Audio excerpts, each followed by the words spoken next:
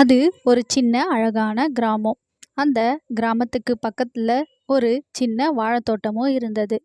அந்த வாழைத்தோட்டத்துடைய முதலாளியா குரங்கும், குரங்கோடைய கணக்கு பிள்ளையா நரியும் இருந்தது. நரியாரே, இன்னைக்கு அறுவடை பண்ண எல்லா வாழைத்தாரையும் ஏற்றுமதி பண்ணிட்டீங்கன்னு நான் நம்புறேன். ஆம் குரங்காரி, நீங்கள் சொன்ன மாதிரியே எல்லா வாழைத்தாரையும் அக்கம் பக்கத்தில் இருக்க கிராமத்து சந்தைக்கு ஏற்றிட்டேன். அதுக்கான பணத்தை சனிக்கிழமை வியாபாரிங்க உங்ககிட்ட கொண்டு வந்து கொடுத்துருவாங்க. இப்படியே நரியானது குரங்கோடைய வாழைத்தோட்டத்துக்கு கணக்கு பிள்ளையா வேலை செய்ய காலையில் சூரியன் உதிச்ச உடனே வந்துடும். தினமும் நரி அந்த வேலையை முடிச்சிட்டு அதனுடைய வீட்டுக்கு போகிற வழியில் அங்கே இருக்க மற்ற பறவைகளையும் விலங்குகளையும் பார்த்து ரொம்பவே மகிழ்ச்சியாக இருக்கும். இந்த நரி தினமும் மாலை நேரத்தில் வீட்டுக்கு போகும்போது அங்கே யானைங்க கூட்டமாக குளத்துக்கரிகளை குளிச்சுட்டு இருக்கிறத ரொம்ப நேரமாக நின்று பார்த்துட்டு இருந்தது. அப்போது நரியுடைய மனசுக்குள்ள பல எண்ணங்கள் தோன்றியது. அந்த நேரம்னு பார்த்து, என்ன நரி நண்பா, ரொம்ப நேரமாக இந்த இடத்துலயே நின்றுக்கிட்டு யானைங்க குளிக்கிறத உத்து உத்து பார்த்துட்டு இருக்கீங்க.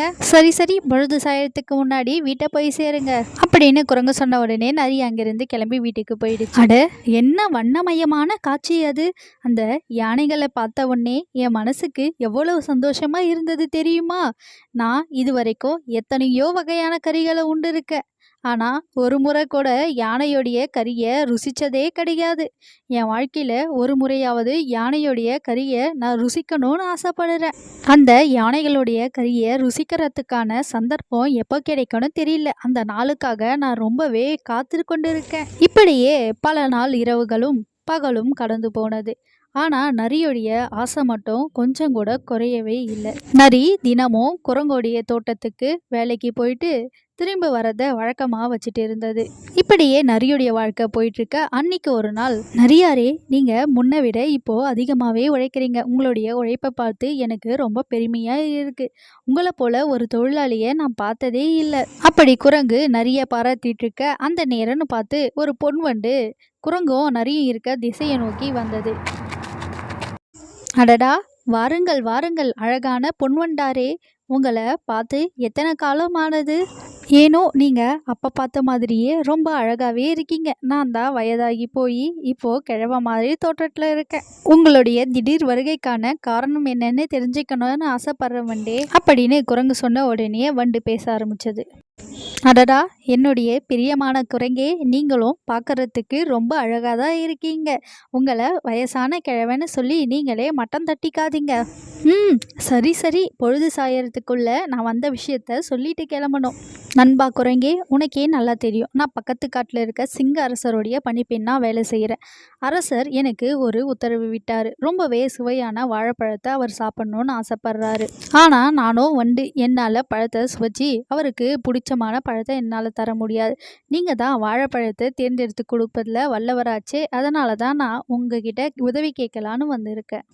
அடடா, என்னுடைய அன்பான தோழி வண்டே, நீங்கள் இந்த விஷயத்துக்காக நினச்சி கவலைப்படாதீங்க. நான் நாளைக்கு நிச்சயமாக இங்கே இருக்க வாழைப்பழத்திலே ரொம்பவே சுவையான பழத்தை உங்களுக்காக கொண்டு வந்து அரசர்கிட்ட கொடுக்குறேன். நீங்கள் பயப்படாமல் இங்கேருந்து போயிட்டு வாங்க அப்படின்னு குரங்கு சொன்ன உடனே அதுக்கு வந்து, ரொம்பவே நன்றி நண்பா, நீ நிச்சயமாக எனக்கு உதவி பண்ணுவேன்னு தெரியும். நான் நாளைக்கு உன்னுடைய வருகைக்காக காத்துட்ருக்கேன் அப்படின்னு வண்டு சொல்லிட்டு அங்கேருந்து கிளம்பிடுச்சு. அன்னைக்கு மாலை சூரியனும் மறைய ஆரம்பிச்சது.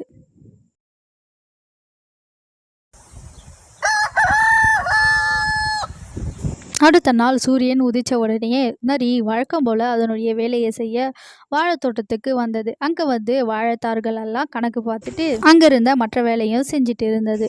போன போகத்தை விட இந்த போகம் நல்ல நல்ல காய்களாக இன்றைக்கு இந்த வாழை மரம். சரி, வந்த வேலை முடிஞ்சது, கணக்கு கொடுத்துட்டு வீட்டுக்கு கிளப்ப வேண்டியது தான் அப்படின்னு நரி மனசுக்குள்ளே பேசிக்கிட்டு குரங்கு இருக்க இடத்த நோக்கி நடக்க ஆரம்பிச்சது. மதிப்பிற்குரிய குரங்கு முதலாளியே, இன்னைக்கு நான் வாழைத்தோட்டத்தில் இருக்க எல்லா வேலையும் செஞ்சுட்டேன்.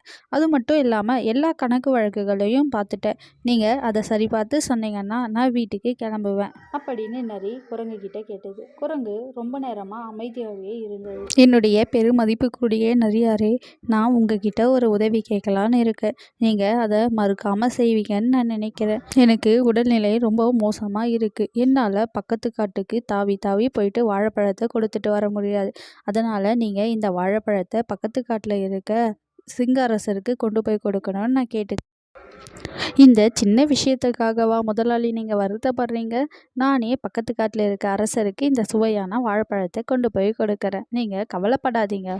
நீங்கள் ஓய்வெடுத்து உங்கள் உடம்பை தேத்திக்கங்க அப்படின்னு நரி சொல்லிட்டு அங்கிருந்த வாழைப்பழ கூடையை எடுத்துக்கிட்டு பக்கத்து காட்டில் இருக்க சிங்கத்தை பார்க்க போச்சு. நரி அந்த காட்டு வழி பாதையில் நடந்து போகும்போது அங்கே ஒரு இறந்து போன யானையை பார்த்தது.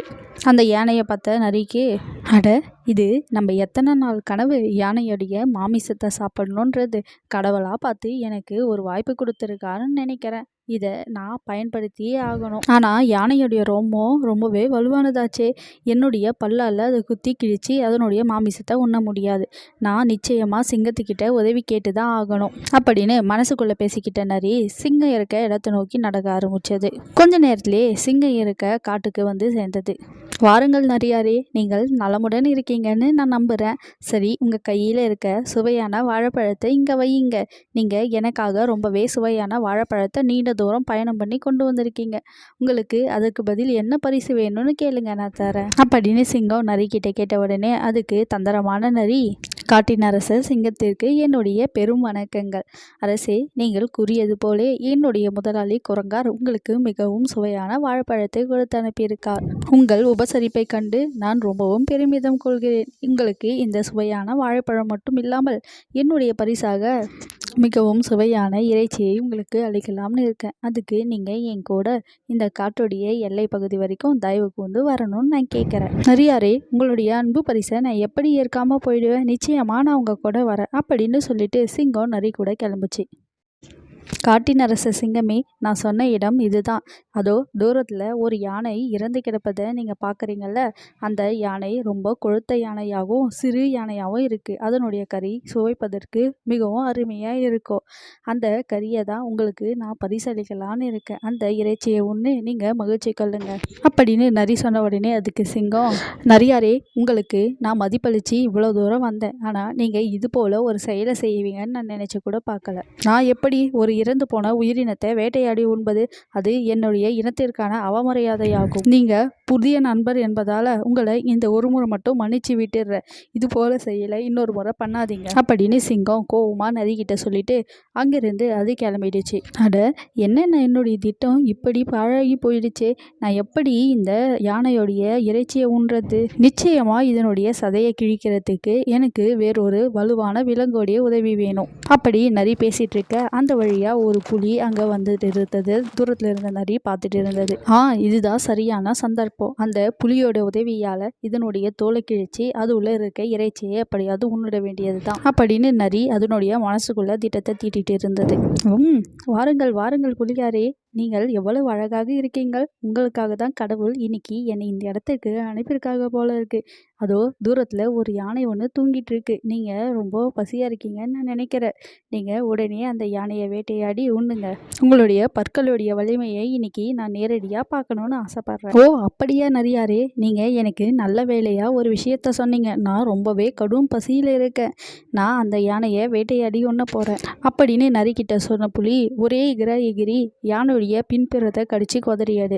புலி அந்த யானையுடைய ரோமத்தை கிழிச்ச உடனே நரி ஐயோ சிங்கம் சிங்கம்னு கத்தியது. உடனே அந்த புலி அங்கிருந்து பயந்து ஓடிடுச்சு. இப்படியோ ஒரு வழியை என்னுடைய பல நாள் ஆசை நிறைவேற போகுது. இவ்வளோ நேரம் நான் முயற்சி செஞ்சதுக்கான பலன் வீணாகலை அப்படின்னு மனசுக்குள்ளே நரி பேசி சிரிச்சுக்கிட்டு அந்த கறியை சுவைக்க ஆரம்பிச்சது.